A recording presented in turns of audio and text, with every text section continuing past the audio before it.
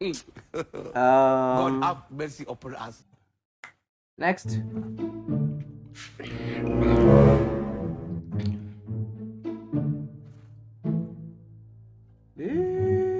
Good. Waba nje utawulunga kule interview nje. Tawulunga nje wena khuluma nathi wena ungakadlala netrip so. Hayi sitake sikwelcome nesibongo. Oh hayi ngimsamuel. Samuel. Alright. Hayi ungahlala phansi.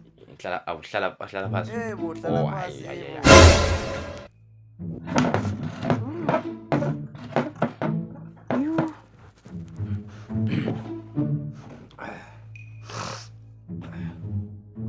So khuluma utengani la? Oh hayi la.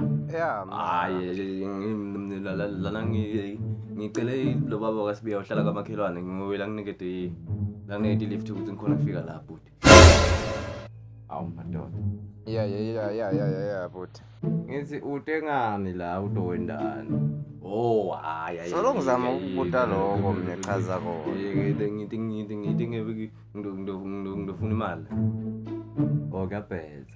Hayi bhuti ngiyabhetha man ngifuna imali.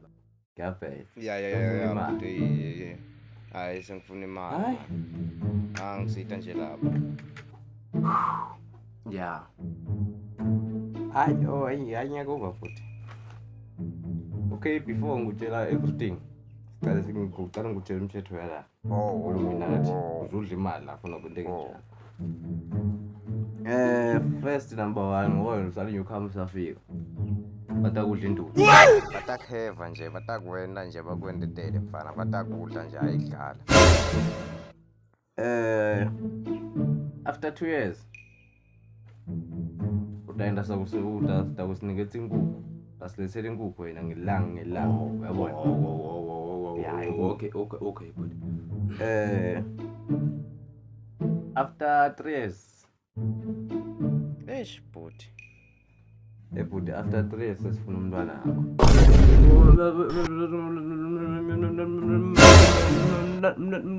Mntwanami.